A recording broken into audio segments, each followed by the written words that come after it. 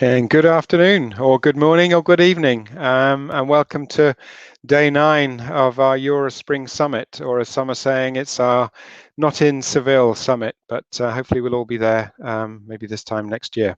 Anyway, I want to kick off this afternoon by first thanking our daily sponsor, which is Geneva Relocation, and I think we've got a little video. Are you looking to rent or buy a property in Switzerland? For over 24 years, Geneva Relocation has been offering a wide range of tailor-made property solutions for SMEs, multinationals, and individuals living throughout Switzerland. Our team's attention to detail and quality of service ensures that your integration into Switzerland will be an amazing experience. The way we do business is more transparent, and we work hard to forge relationships with our clients that are built on trust, with a deep understanding of the links between our clients' personal and professional lives. We will always be on your side, providing advice and support with a clear objective of obtaining the best possible result each time. Whether renting or buying, our dedicated property consultants will offer objective advice and solutions. We will work our best to ensure you are always better informed and better prepared to navigate the property market. Geneva Relocation. Peace of mind, the ultimate luxury. Contact us today.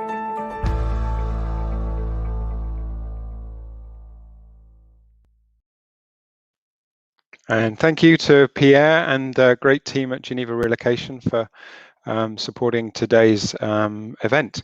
And I mean, personally, I'm really kind of looking forward to the next kind of 45 minutes or an hour.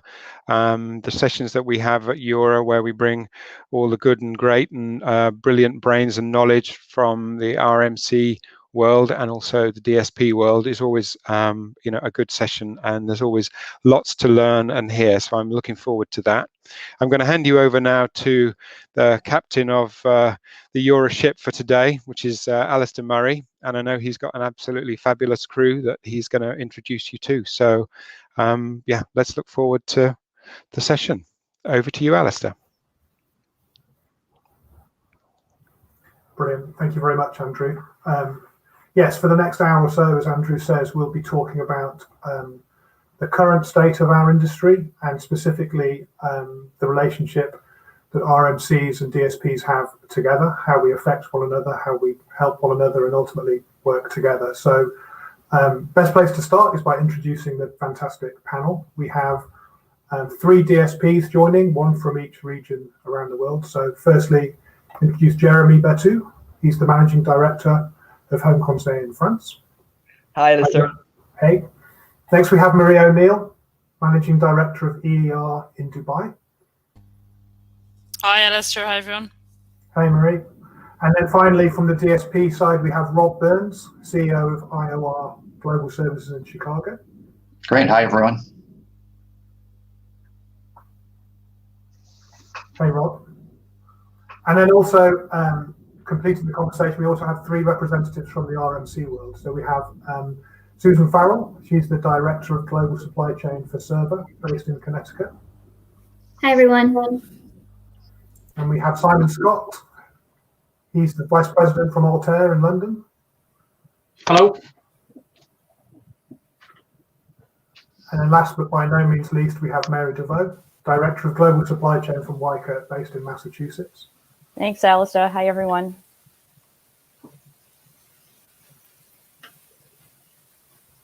Great. So we have our panel. We have the next hour or so to discuss, like I say, the state of the industry, what's happening at the moment.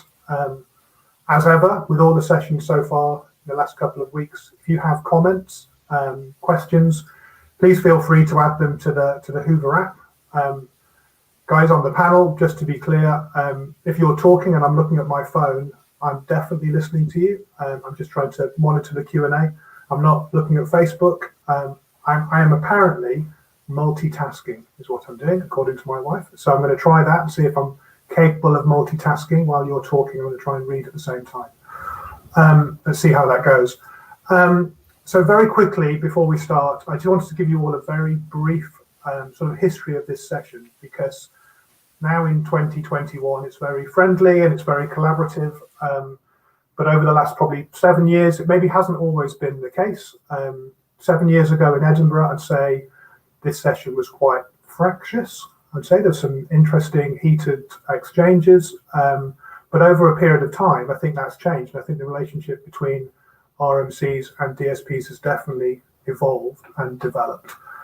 So we've been through different stages. In Malta, a couple of years after Edinburgh, we talked about conscious capitalism, and that's when people in the room thought, I thought I was coming here to listen to an argument, and I've actually come and had a conversation about conscious capitalism, and it was a slightly different approach.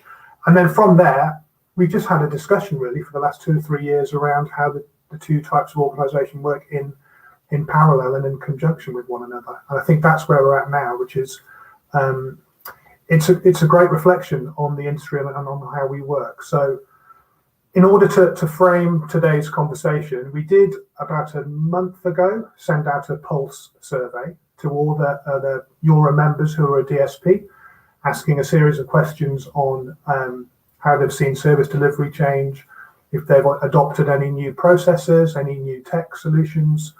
And if you're a DSP that's listening to this right now, and the first thing you're thinking is, what survey? I don't know what you're talking about. Then by all means, drop me a note and say, I didn't receive the survey and I'd like to, because we had 93 respondents, but obviously we'd like as many as possible. The more people that complete the survey, the better. And we can share all the details in full after the summit. But I thought I'd just take a couple of the answers to start the conversation and ask the 6 of you what you think of the responses and how they may have affected you over the last year, 18 months. So one of the questions we asked was around the evolution of service delivery. And the question was, do you think your service delivery will go back to how it was pre-pandemic? And that was open to interpretation. But interestingly for me, half the respondents said that they expect, and these are just DSPs, they expect their service delivery to go back to how it was pre-pandemic, which I found really interesting, because I think so much has changed over the last 18 months. To go back to that point makes for an interesting result, and that was virtually half the respondents. So Susan, let me start with you. When you saw that result and you hear that that's presumably including some of your supplier network as well, what do you think? What are your thoughts? Yeah, I was actually surprised to see that response because from what we're seeing and we're hearing is digital customer experience is not going to go away. To support our clients, now and in the future, we're going to have to continue to look beyond that traditional service delivery model and look at digital self-service tools and resources that the employees and their partners can use. Suppliers also have told us that they believe that the hybrid model, which is the virtual and the face-to-face on-the-ground delivery, that we're going to continue to see that, in the future. And then also, if we look at clients and clients' policies, in order to save costs, because they've experienced this through the last year of starting the service virtually and then finishing the service face-to-face with a destination service consultant, we're probably going to see clients continue to want to have that level of service where the employees can start looking for properties virtually with a destination services supplier, whether they're in a temporary housing or quarantine or whether they're in their home country still. And then where they shortlist those properties, and then when they arrive in the country or can get out of quarantine, they can look at those properties face-to-face with destination services consultant, alleviating having to do multiple days and looking at multitude of properties because they were able to shortlist it while it was virtual.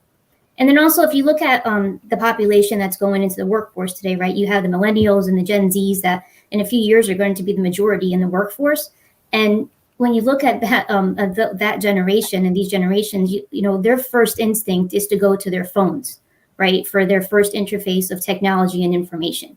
So as you continue to see them enter the workforce, where they that's their first interface, we're going to have to continue to see the integration of technology, where we provide information, to this population virtually or on the phone, but then with the added touch of a DSP. So even though the pandemic definitely and dramatically increased our momentum in our industry and other industries to digitize, I don't see it going away, and I see it continuing to expand in the future. Excellent. Okay, thank you. And Mary, would you agree with that? You know, pretty much Susan took the words right out of my mouth. A lot of what she said I do agree with. I can't say I totally agree with the Pulse survey that service offerings will return to pre-pandemic levels at least for several years. Feedback from our clients indicate that volumes, you know, will not go back probably, but 2021 levels compared to 2020 are certainly projected to be better. We're seeing that most clients are in a state of transition, and we're receiving requests for more flexibility in their mobility programs. Certainly an uptick we're seeing, but it remains to be seen as the world becomes vaccinated. We're also seeing an increase in the last few months in our proposals requesting to write new policies and making it more possible to have those core flex programs. A client poll that we did conduct, we asked the question of what clients expected to have the greatest impact on their mobility programs this year. And the highest response was the need for a more strategic approach to mobility, followed by immigration challenges and the shifts in the labor market. So I think I agree with Susan that there's going to definitely be a need for the on-the-ground support, but hand in hand with the technology and with, you know, that the new population that's coming up, like Susan mentioned, the Gen Zs and the mobilities, they want to start the process and have the ability to look at their smartphones and start investigating and researching ways that they can kind of do their homework before they arrive on the ground. Yeah. Okay. Yeah, absolutely. Rob, over to you. Would you concur? Is that what you're seeing at your end at IOR? I would. I think this was a tough question because it's a hard yes/no answer, and you know, for us, the answer might have been more in the middle. We definitely have started to see the pendulum shift back, where it was all virtual, and yeah, then you went to a blended support, and the face-to-face is definitely back, and it's a key element of it now. And I think yeah, Mary and Susan touched on, you know, the technology, and you know, having the technology for the assignee to enhance the experience, you know, to let them do more on their own, you know, coupled with some of the video calls that people have gotten really comfortable with in the blended support, you know, lets things be really efficient. So you can still have the face-to-face, you know, for the, you know, the personal side of things, the, you know, the local knowledge. We don't see that going away, but we think things have just gotten much more efficient, where you might be able to do what took 3 or 4 days before, now in 2 days, because of technology and communication. I think the other thing we don't see, you know, coming back is the pre-decision trip. That was something that, you know, was moved entirely to a virtual. Our consultants are doing it, you know, remotely with assignees. It's very effective, and so if there's one thing we don't see coming back really at all, except for maybe in really specific situations, you know, it's that pre-decision trip. Yeah, that's a really good point. And in your region, Marie, is it the same? Have you had the same experience as others? Yeah, in our region, Alistair, I would say, you know, definitely the face-to-face, even during the pandemic, has been there. And I suppose in our region, you know, we had a very small lockdown, and it's been open since July last year. So we launched, you know, all our service virtually, but there was very little uptake throughout the whole pandemic. So, you know, moving forward, then I don't see there will be a huge uptake either. And definitely the face-to-face, you know, has been there and is here to stay. But as Rob said, and others so far, you know, it's the blended approach, the hybrid model, where you use your technology and have a strong technology with the face-to-face and mixing both. That's kind of what we see in our region, but we definitely don't see the face-to-face service disappearing, and haven't over the last year. Yeah. Okay, thank you. So Simon, to you, a question for you then, because I think we all agree, I think it's now common knowledge that we'd say that the blended approach to service delivery is probably the way forward.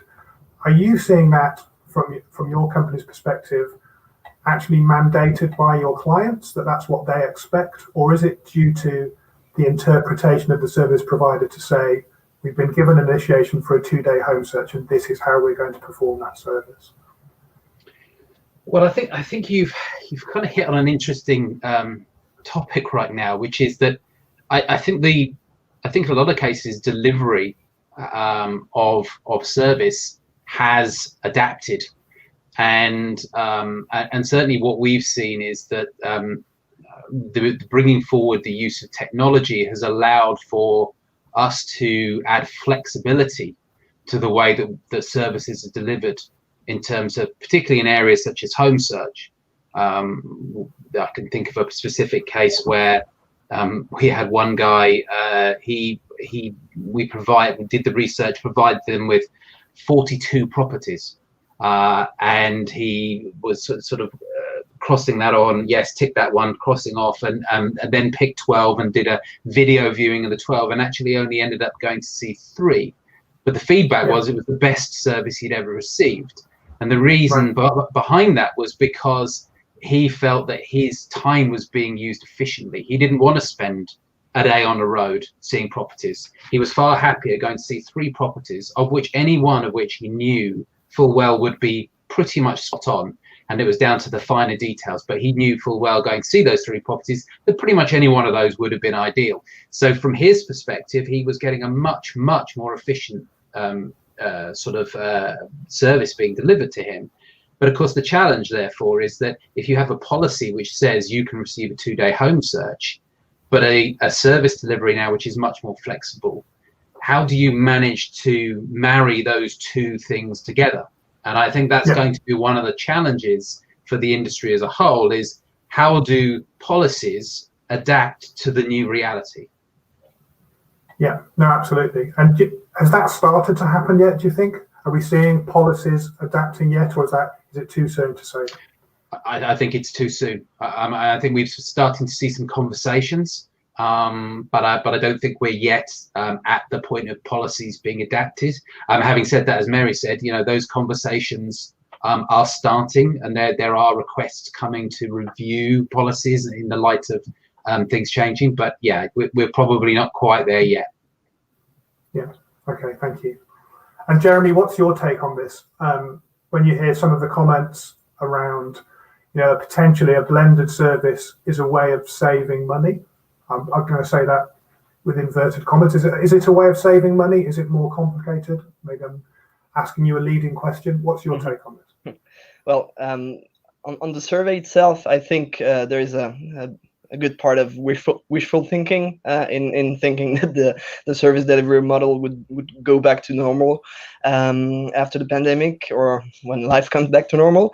I also think that it's a very similar challenge to the one that we faced as DSPs at the beginning of the pandemic, when we had to virtualize everything in a couple of weeks or months, that we have to switch to that hybrid model now. But I definitely agree that this is the way forward, basically. I don't really see it as a cost-cutting solution, at least from my perspective. Perhaps our RMC folks might have a different approach, but definitely from the feedback I get from my consultants on the ground, it's a much more time consuming process to do a virtual search rather than a normal face-to-face search.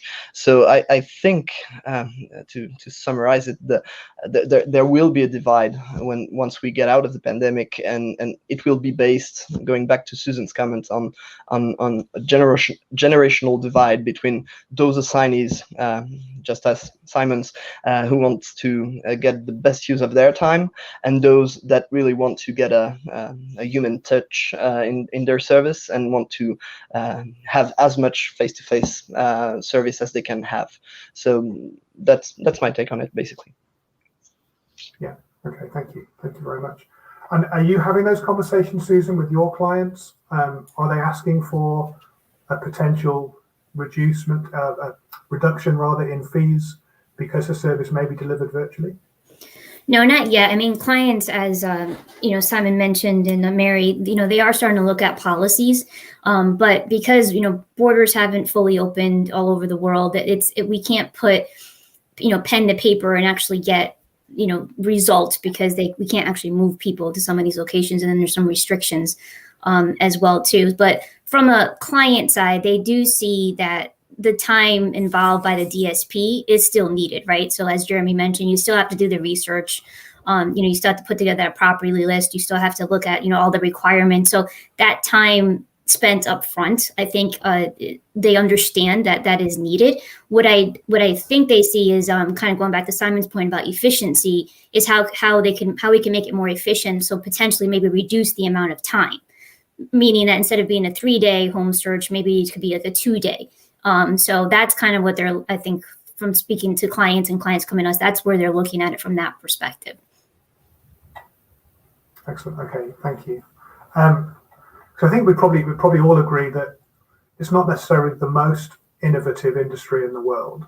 We sometimes take a while to change, but clearly that process was speeded up considerably through the summer last year, and we're now all looking at the ultimate way, the optimum way to communicate with transferees and provide them with information in different ways that's easy to digest. Rob, is this something that you've been focusing on at IOR, different types of communication, different mediums in order to deliver that information at the right time? It is, Alistair, and there's the technology focus of having an app and allowing the assignee to do a lot on his or her own is really a key part of that. But we think there's more to it than just the app. There's different ways to deliver information. We're using a lot more video now than we ever did before, showing things through infographics, maybe rather than just a standard PDF. Just doing things to capture the assignee, to get their attention, to get them really involved. The standard use of video calls now, where it's just become the norm versus a phone call, has really been a great thing for our business, I think, because we're having those, our consultants are having those calls up front. They're not only getting to see the assignee, a lot of times they're seeing the partner, the whole family. So we used to have these situations where whether they were meeting at the airport or at temp housing, it was the first time they were seeing each other. And they're looking at like a LinkedIn photo or something to try to recognize them, and the engagement and the relationship building up front through this has really been key.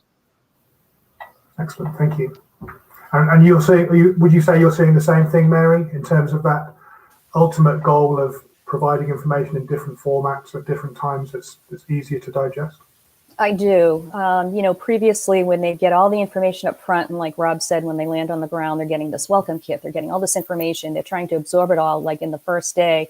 It's just information overload. So I do agree with Rob that the meeting technologies that we've all been privy to the last year has been an advantage, if nothing else, from that perspective, that the family can actually, meet their consultant, build that rapport, have a comfort level with them, and really get to know them before they hit the ground running. And I think that makes a big difference, even if it's not actually face-to-face, but through a meeting platform.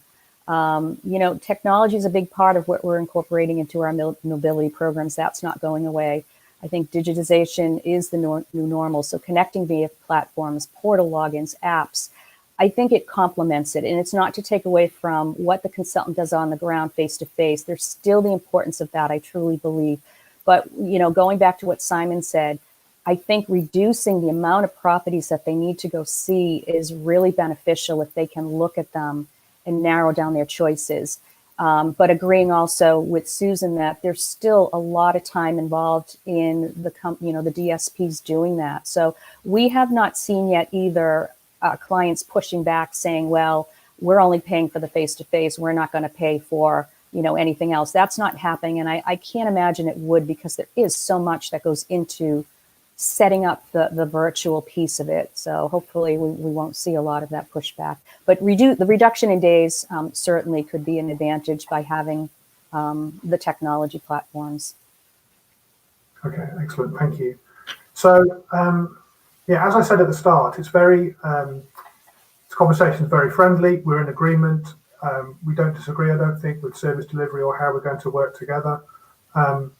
I think the other thing to consider is if it is a spectrum of, a blended service delivery model, and maybe you take a DSP from, I don't know, 10, 15 years ago, and all communication was an email and a PDF attachment as one extreme. Then at the moment, there's another extreme entering our industry. There are companies joining our industry in the last 2 or 3 years who are probably at the other end of that spectrum, who are looking to do everything to start with, do everything online and through a mobile app. There are, some would call them disruptors, some would call them just new tech companies within our industry. And I think they're probably having conversations with all 6 of you in slightly different ways. And I wondered if you had a view on some of these new entrants into our marketplace and how they're viewed by you, by your company, by your supply chain, and how you see that maybe pushing us as service providers. Maybe I'll start with you, Simon, because I know this is one of your favorite topics.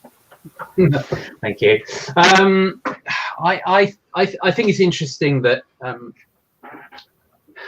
I'm of the opinion that part of the reason why we're seeing some of these new entrants coming into the market is that I think DSPs unfortunately were somewhat slow off the mark with technology.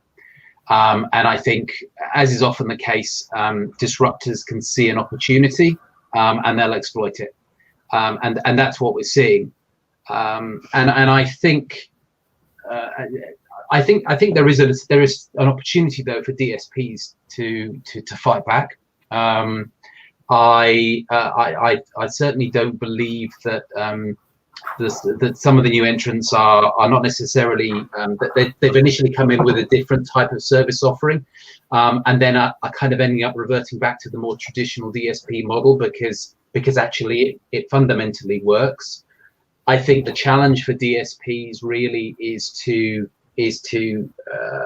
pick up the mantle as far as technology is concerned, and I think we are seeing a lot of DSPs doing that now. But I think what we're seeing now is an expectation of not only that you will have that technology and that the technology will be customer focused, because I think there always was technology. It's just it was more back end. It was the admin type function. There was no real interaction with the assignee. So I think there is now an expectation that the technology is more assigning customer focused. But I think there's also going to be an expectation from clients, and therefore feeding through into RMCs, that technology is going to need to start talking to each other. Historically, we always saw one of the bugbears of clients was that, well, I'm dealing with too many different suppliers. Well, we've now kind of moved on from that. Now what they want to do is now it's I've got too many passwords because all of them have got their own systems. Right. And so I think we're going to see a demand from RMCs, because we're seeing the demand from the clients to start integrating the platforms. And that's a huge opportunity, because there's information that DSPs have, which at the moment sits within the platform. A certain amount of that information gets keyed into an RMC system and then gets made available. But actually, there's quite a lot more information in that platform that could be of much more use. So integrating systems could start to provide a lot more information to clients about what's going on the ground, how activity is occurring, how services are being utilized. So there's a great opportunity there. So I think with the new entrants to the market, we have to sort of view that as a bit of a kick up the backside to motivate us to start driving forward our offerings. And be more than we are currently. Yeah. Okay. Thank you. Let's go to a DSP. Jeremy, would you agree with that? Do you feel like you need to fight back? How do you view the way our industry is changing at the moment? I can only concur with Simon's view of the topic. It is indeed a kick in the backside for all of us here today. Perhaps first for DSPs, as it is direct competition with us, to have a platform accessible from wherever in the world and able to deliver destination services in our own markets. And I think the best way to fight back is, as Simon alluded to, APIs. Partnering together with RMCs would enable us to have that global reach but local expertise, and that's, I think, the best way to go about it, to well, fight back, or I think more precisely to change ourselves in order to better respond to a client demand that exists and that those disruptors are trying to capitalize on. Yeah, great, thank you. Marie, what would you say? Do you think we as DSPs need to fight back? Do you see new entrants as a threat? Yeah, definitely. And I'll just, well said, Simon. I think, yeah, a lot of very positive things you've said there, and very true. And, DSPs, I definitely think, I suppose, have been slow off the mark, and we call ourselves being traditional DSPs, but a lot of us are quite advanced and use very good technology, but we just don't shout about it and don't, I suppose, sell it, that we do. And very much, we have the face-to-face on-the-ground service with the technology. So, we offer a very, very good product, and the majority of DSPs have stepped up and have very good technology they've either developed themselves or very good technology that's available in the market. So I think we just need to shout louder about it, and work with RMCs, with the APIs. Obviously there's challenges with that, with compliance and security and everything, but if we can work together and get that part working, then we're definitely up there being competitive with these new entrants in the market. There's no doubt about it, but we just need to collaborate and work together to get to that stage. Great, okay, perfect, thank you very much. Mary, can I come to you? Would you agree? Do you want to add some thoughts on what you've just said?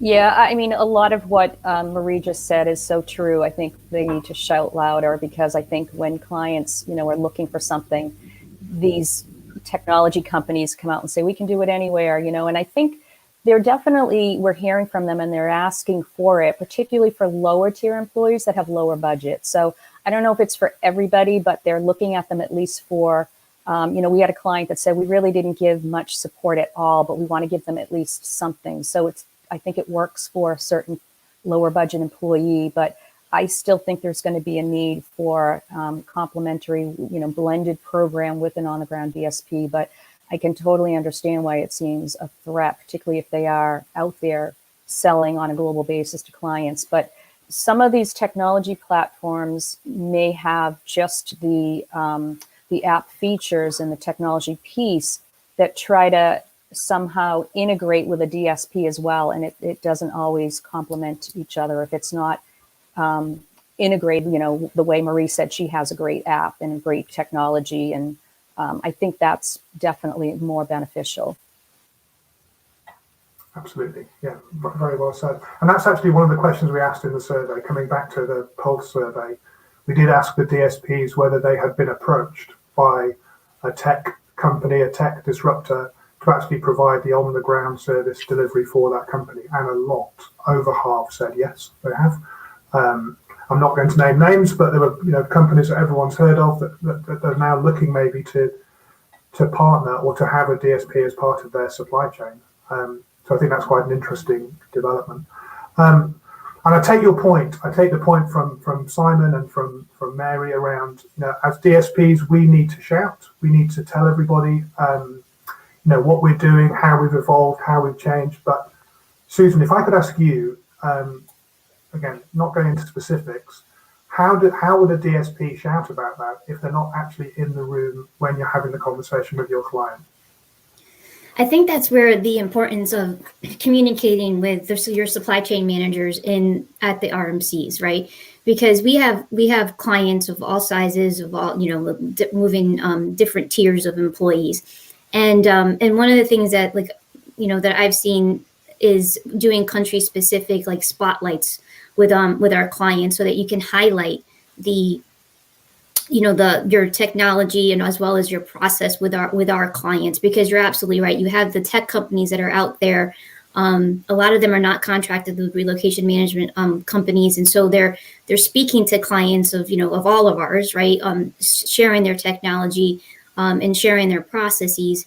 And given that the majority of DSPs, a lot of them that are on this phone call, are part of a network with a relocation management company, I think it's important to just communicate.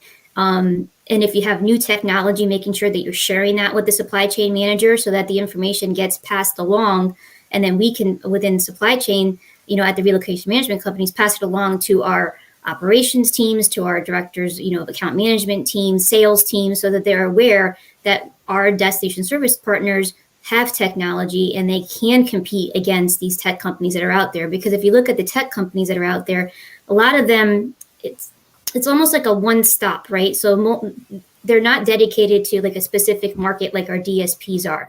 They're they're more on a global approach or multiple market approach.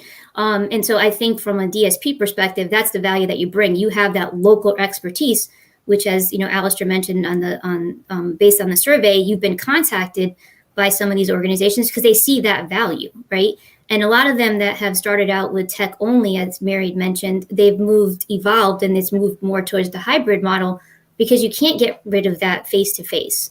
Even if it's just to review a lease, you need that local expertise. And in some markets, you need that hand-holding because, they can't do it on their own. They might not speak the language, understand local customs and, what's required. And so you can't get rid of that. So I just think, again, just going summarizing is just making sure you're communicating with the relocation management companies about where, your new technology, or even like what your timeline is and any, phased technology upgrades that you're looking at, just making sure you're communicating that with us.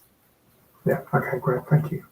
And Rob, to you, do you have anything to add? What are your thoughts on how this industry is changing right now? Not too much to add because I think everyone's made some really good points. I would just say, overall, I think these companies have been good for the market because it really has forced us as DSPs to maybe evolve a little more quickly than we ordinarily would have. And look at our own technology and processes and everything. And so I do think there have been some benefits from having these companies in the market. A lot of people on the panel have talked about some of the convergence, where the DSPs mentioned really strong technology, the investments that have been made over the years, and a lot of the technology companies. If you look at their upgrades to their websites, they talk about the personal touch, the human experience. So there really is a kind of a convergence in how the businesses are operating and competing. And what's kind of interesting is that the technology companies are out there telling the corporates, hey, this is a buggy whip, industry. Yet at the same time, they're kind of emulating our business models in terms of how they're moving with the consultants and kind of the personal side of things.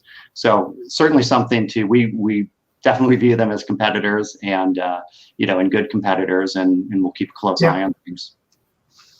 Yeah, that's a great phrase. They're good competitors. I think healthy competition to make us all think about how we operate, I think is a really good point. I was listening to another virtual webinar recently, and it was a conversation from an RMC, and they were talking about how they see, in terms of service provision, that the middle ground might be lost in terms of your average kind of 1-2 day home search program may become less frequent because companies are either looking for, a high touch white glove service for their very senior VIPs, or, as a couple of you already mentioned before, maybe a slightly more low touch, cheaper option where they just want to provide some service, but not necessarily a 1 or 2 day accompanied home search. And I was wondering, let's start with you, Simon. I was wondering if you have those conversations with your client and specifically around the topic of duty of care of the company's employees, when you do provide that low touch, cost effective service where you're only giving a certain amount of information, how do you balance that with looking after your employees and making sure that they are compliant and they're taken care of? I think it's really challenging. I think we've gone through this in sort of waves where certain companies have tried this approach. I can think of one right now where one of our clients has decided to outsource a certain element of what they do to a third party.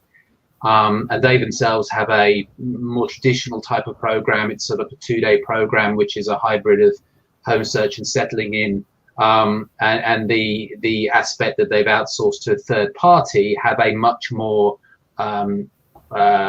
cost-effective approach, if you will, to the kind of support that they're given. And actually, what they're finding is that that aspect that they've outsourced is becoming a real problem, because particularly in markets where there are some challenges, and that could be challenges around housing, where it's particularly competitive, or it could be challenges around some of the legal aspects of securing a property, or those kind of things. Trying to push for that low touch approach can actually create more problems. And I actually think that one of the things that we're going to see over time is the competition for talent is actually going to drive us back more towards that 1 day, 2 day program, rather than against it, because we're going to find that those people who are the kind of talent that people want to attract are going to say, well, actually, no, I need some support. I'm not prepared to do this myself. And even the lump sum programs, my experience of those is they tend to go wrong. They sound like a good idea at the time, but the problems start when they actually land on the ground. They haven't had any kind of support. They can't find housing. They haven't signed up to all the things they should have signed up, and invariably things do go wrong. So I think we may see a short-term trend, which is companies trying to save a bit of money post-pandemic. But there's been lots of talk just recently about shrinking populations, and I think that will increase the competition for talent. And I think we will companies will have to use all the tools at their disposal to try and attract people to take on roles in different countries. Yeah, excellent. Okay, thank you. Mary, would you agree? Is there anything you'd like to add? I do agree. I mean, we're still hearing that the employee experience is still important, making sure the employee has the best experience. However, I think there are also maybe immigration challenges, tax consequences, and of course the need to manage compliance and know their employees' whereabouts, which is something that I wanted to bring up, because as such, mobility tracking tools have really evolved significantly over the past year to deliver on those new set of expectations. So I know, having less programs might mean having, less services, but I agree that it's important, from the perspective of the assignee going into a location where they can't navigate the landlord market, they can't negotiate the lease terms. Those are really important components to make sure that not only the assignee is, the duty of care of the assignee is being watched over, but also from a cost perspective from the client, they're helping them actually potentially save costs in the long run by having more assistance. It's not necessarily about the cost of the DSP, it's the long running costs. It's the cost over a 2-year lease on that savings. And that's really something that they should be looking at. How much are they saving over the term of the lease by having the DSP be able to negotiate those terms and conditions in the lease? And it's a significant cost savings in comparison to what they're going to pay for an extra day of DSP costs.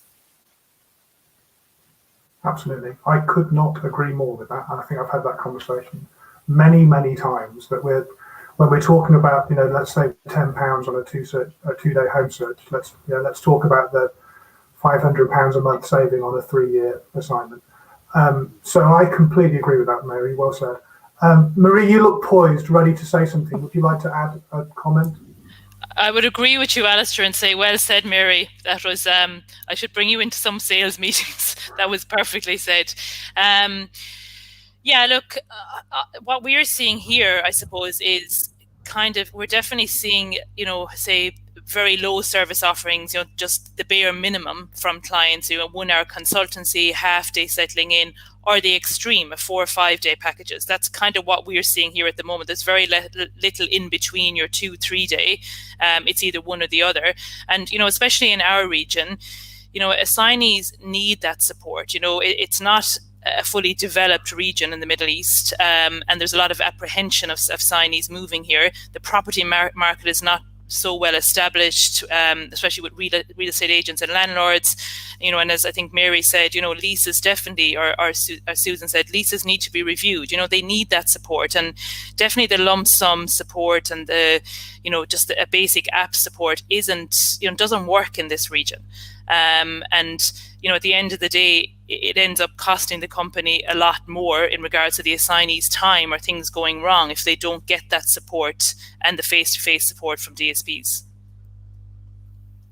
Absolutely, yeah, I agree. So the last sort of 20 minutes, I've been practicing trying to listen and read at the same time. So let's see how that goes.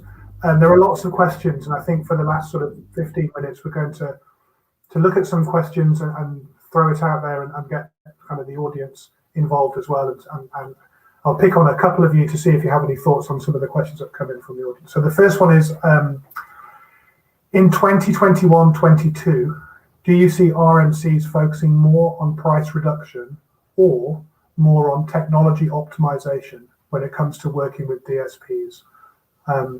Susan, could I ask you what your thoughts are on that? Are we going for price reduction or technology? I mean, I think anytime you go to a sourcing event, you're looking to see, what's in the market, what is, benchmarking against other, other suppliers within that region. So I think we're always looking for cost reduction, in general. It's not always possible, and we know that. And also each market is very different. So I don't think, we're looking more towards a cost reduction. I do think that we are looking more towards technology and looking more towards, I think, Jeremy, you mentioned it, and Simon, APIs and how we can connect better with our destination services suppliers so that we eliminate that human touch when it comes to data and also duplicate entry in a lot of cases. So I do think we'll see more of that than anything related to cost reductions. Okay, excellent. Rob, can I ask you, have you had any dealings recently, or what do you expect in the next year or so? Do you expect to be having conversations based on reducing fees or about how great your technology is? Well, hopefully more on the technology than on reducing fees. I think I could probably speak for Marie and Jeremy in saying that. So yes, I think, as we've talked about and Susan mentioned, really showcasing, making sure we keep our RMC, partner clients informed what we're doing on the technology side, making them aware and educated about the changes and innovations that we're doing is really key as they're talking to their clients. Yeah, absolutely. Mary, do you have anything to add? I think mostly the same. I mean, I would hope it would be more on the technology side. We are actually, hoping to start having those API discussions towards the end of the year to be able to, have that information flow back and forth. It's definitely a benefit.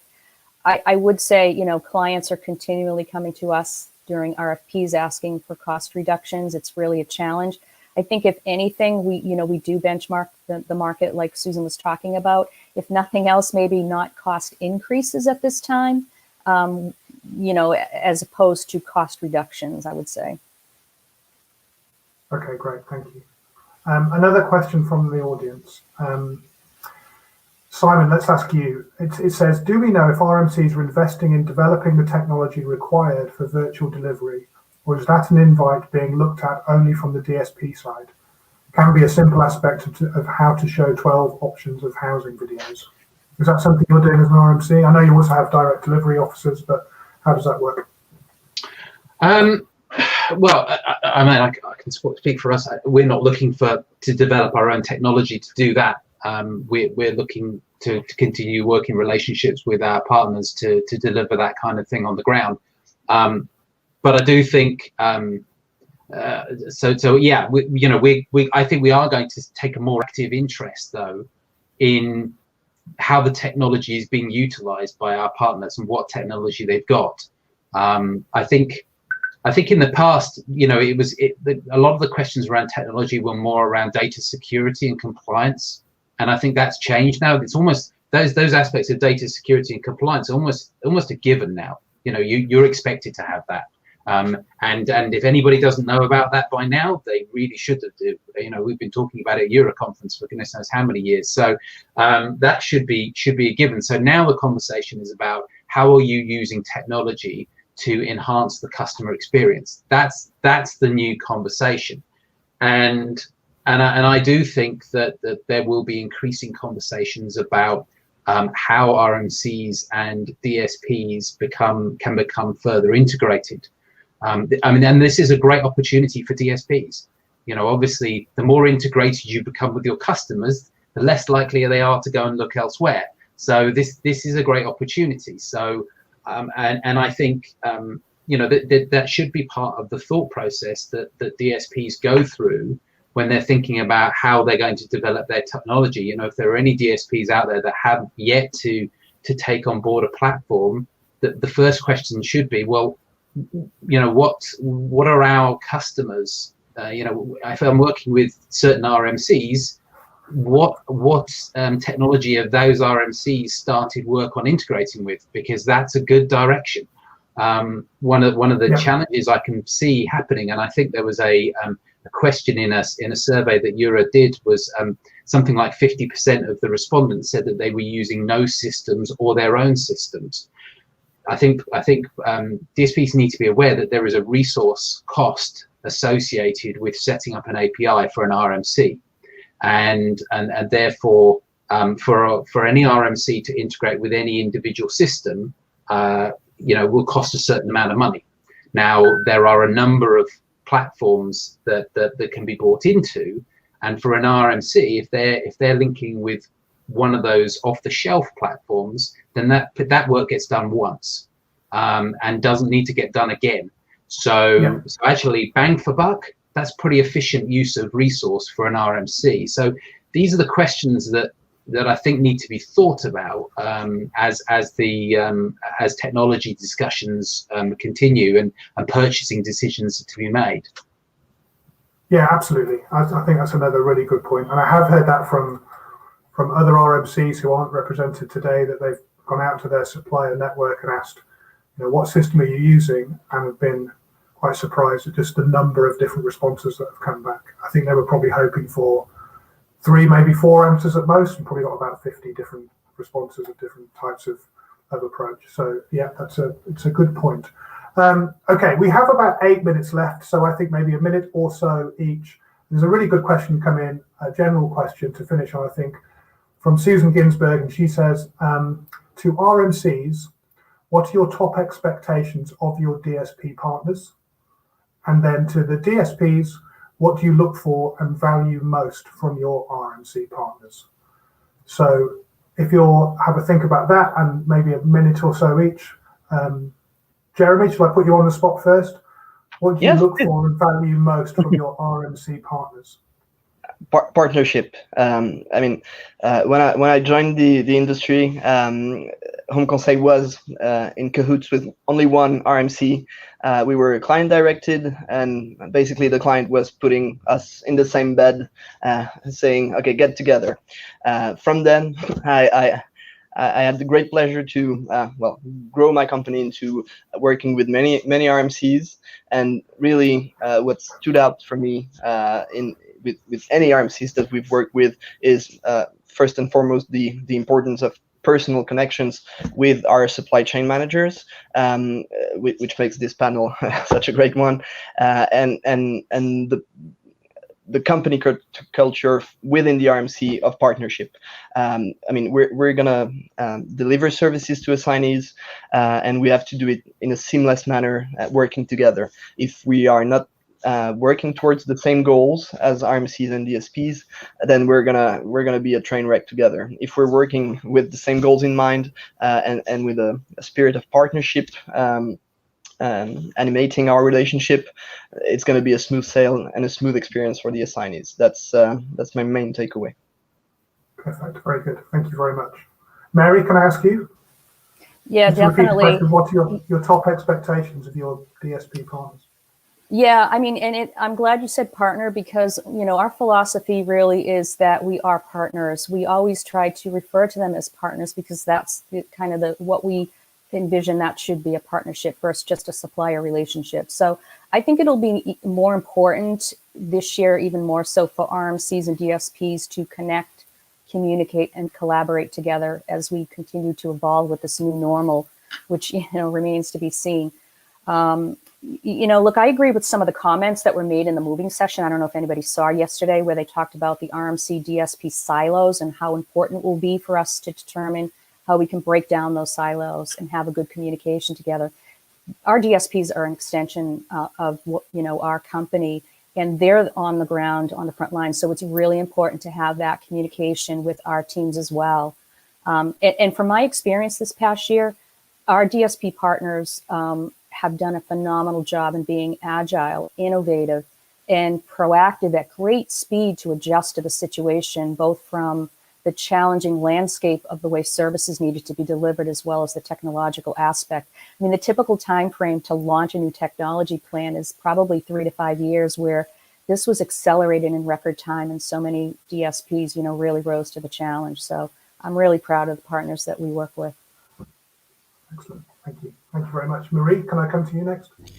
Yeah, not repeating, but I wish I went first. Definitely partnership, 100%. And it's the same, with our direct clients, with RMCs. If that partnership is not there, that trust, that communication, that transparency, that it's so important. And, we need to be an extension of, I suppose, the RMC, and with direct clients, an extension of their HR departments. And as well, I think, with the partnership, and it probably goes together, is that communication, the open communication, that we're informed, we have regular calls, we're told what's going on. I think that is very important. And again, that enhances the partnership and the trust, and really, makes us work together as was, in a team, as it's a team effort, and work it together and not in silos. It's so important. Excellent, thank you. Rob, if I could come to you next. Sure, I totally agree with what Jeremy and Marie said. The communication is so key. And this last year, when things shifted overnight to to virtual, and the industry and world was just kind of upended, the communication we had with our RMC partners was like never before, because programs were so challenging and just everything that was going on. So when as volumes come back, we're hoping to see that really strong consistent communication remain in place, because it really did help with getting through some very challenging programs. The other thing that's super helpful for us is to get feedback, quality feedback, regular quality feedback on how we're doing, so that we can continuously improve our business, our process, our services. So the communication and the feedback are two really important things for us. Great, thank you. Thanks, Rob. Susan, may I come to you next? Yeah, you're going to hear a lot of the same words, but so partnership is key, as Mary mentioned. We couldn't do what we do and service our clients without our partners, around the globe. So I think partnership is key, as well as communication, that open dialogue between both the RMC and our destination services partners, to review goals, expectations, and even review maybe projects, or how we can collaborate more together, and in certain areas. And I also think, if anything, this pandemic has taught all of us is how important it is to be flexible and agile, because at a drop of a hat, we all had to change how we did business, and so I think that's also a key component. And then lastly, I will mention technology, because I do think that we have to continue to look at how we can build tools and resources digitally, right? So that the employees can have resources, whether it be the welcome guide, or, access to maps, Google Maps, areas, whatever it might be, but to still continue to build that out, because that's something that's going to continue to grow within the industry.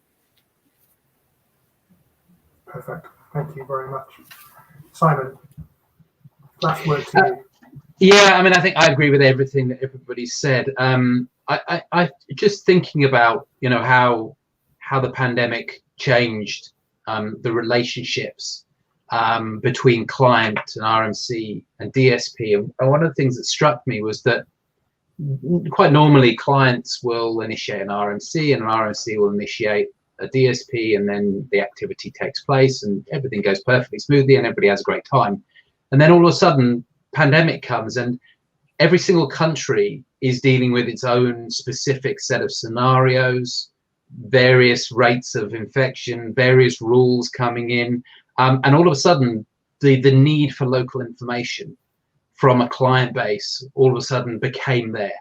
And I think there was a greater appreciation then, and certainly we've seen this from a number of clients, the feedback we've had in terms of, you know, an appreciation for having the network, for having this partner network with people on the ground that are feeding the local information up through and creating a database of, you know, constantly evolving, constantly up-to-date information. And I think probably we will see that more in the future, in the sense that there will be a greater recognition that it is a partner network, that it has that local touch, and that is so critically important. And I think if that's one of the lasting legacies we have with the pandemic, then we'll certainly be well served by that.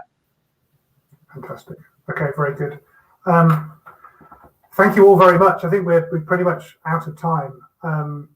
If anybody was kind of tuning in hoping for a rerun of Edinburgh from 7 years ago, I'm really sorry, because it was incredibly friendly and productive and collaborative. So I think not just because of what we've all been through over the last 18 months, but I think just the industry as a whole has evolved quite a lot from 7 years ago. And, you know, no business relationship is perfect, but I think there are a lot fewer problems than there were when we had that discussion back then. So to all 6 of you, thank you ever so much. I can't overrun because I'm keeping Andrew Scott waiting, and he's the last person you want to annoy.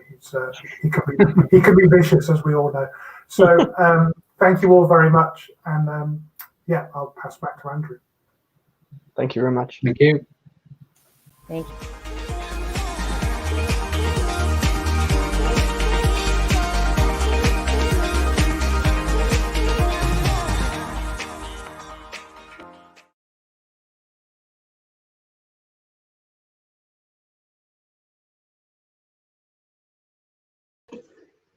Hi, Andrew. Sorry, this is Minnie. Hello, everyone. Andrew, you're on mute.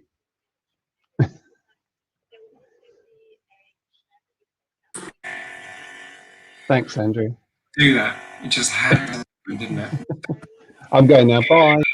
I don't know, over the last 14 months, I've kind of sat here how many times people have said that. But anyway, I hope everyone thoroughly enjoyed that session. I mean, I think in particular it was a great kind of takeaway for me what Simon was just saying, because it's been quite a year, and there's been obviously highs and lows. We've all learned an awful lot, and I think it kind of has helped shape our industry, and in a lot of respects was maybe with a focus that perhaps we didn't necessarily all have, or we're on a journey, but we've all had to move that a bit faster. So thank you to everyone, and in particular for Alistair for kind of taking care of everything there. And I want to switch over, and we're going to have an Ignite session by Ben Carter. And I think just also want to add, I mean, one, if it's Ben, it's going to be fantastic, because he's a good speaker and an amusing guy. But also for everyone else who's put on and been involved in this Ignite, these Ignite sessions, because they're kind of very difficult things to do, and people have to dedicate a lot of their time. So it's a big kind of thank you from me. So if we could roll to that, Minnie, that would be great.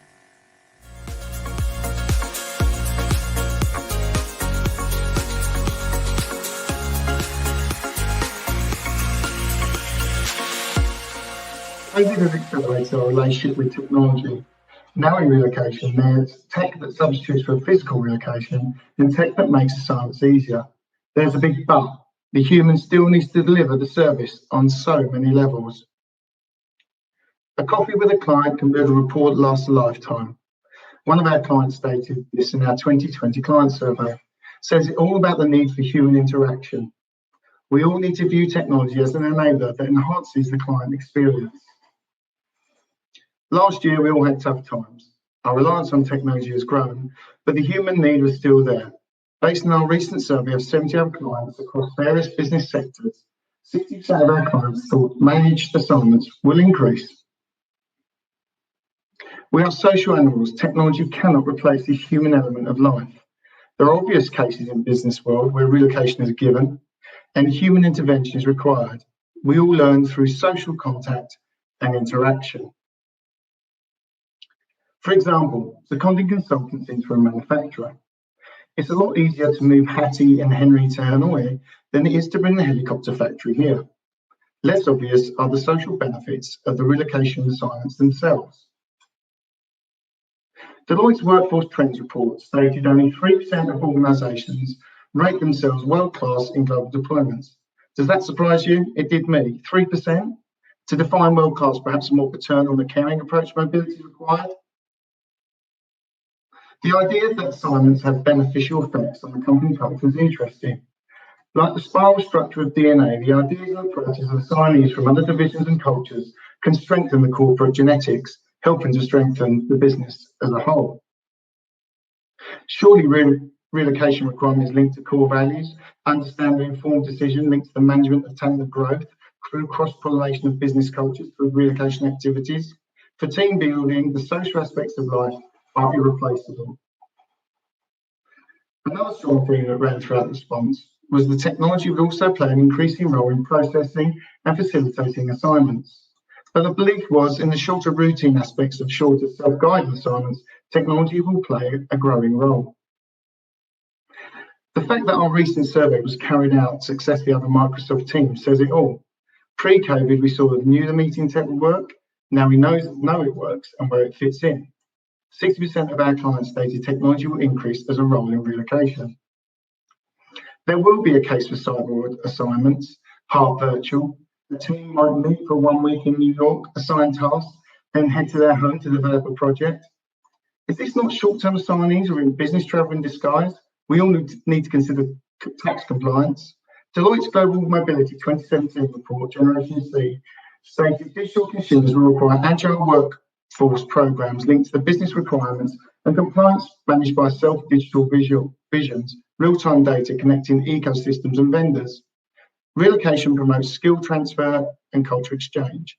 64% of our clients reviewed thought cross-cultural benefits were gained, and 82 thought assignees gave transfer of skill when relocations take place.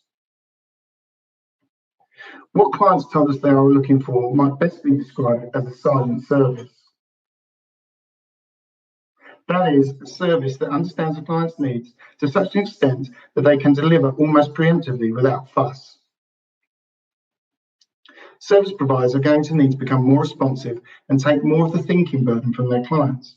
91% of all clients surveyed thought ease of use of service in relocation companies was the most important aspect for the future involving technology. The conclusion of our survey was the most important factor the client were a safe pair of hands through the service and easy to use in practice, assignees overall experience and cost containment. As a service provider, you're going to need to have an excellent personal touch and competence. The search for global talent will grow. Assignees will split into two types, virtual and in real life. Watch out for the sidewalk opportunities. To succeed, relocation service providers will need to have very close links with their clients and fast response times. When it comes to a swift service, I know that my organisation has a blend of software as an enabler to satisfy the assignee.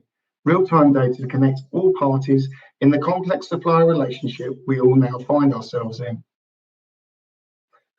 Out of all the clients interviewed, 70% stated relocations will rise post-COVID. 20% stated they will decrease. Clients feel that the biggest outcome of relocation are skill transfer and culture exchange. Humans really do rock this planet, and we do when it comes to service integrity. But please remember, a coffee with a client can build a rapport that lasts a lifetime. Thanks for your time and thanks for listening.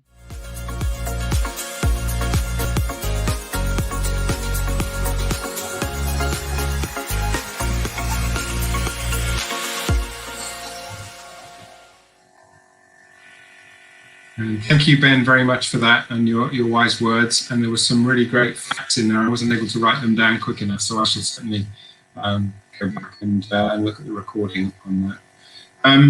I think the final kind of job for me today is really just to say tomorrow is final day of our 2-week EuRA holiday. We've got some great panel sessions. Well, actually, it's not a panel session. So we've got John Harmon who's actually speaking tomorrow. So definitely worth everybody kind of tuning in for that. And then I think there may be a little virtual drinks afterwards as well. So I hope everyone's found today useful and look forward to joining everybody tomorrow. Thank you very much.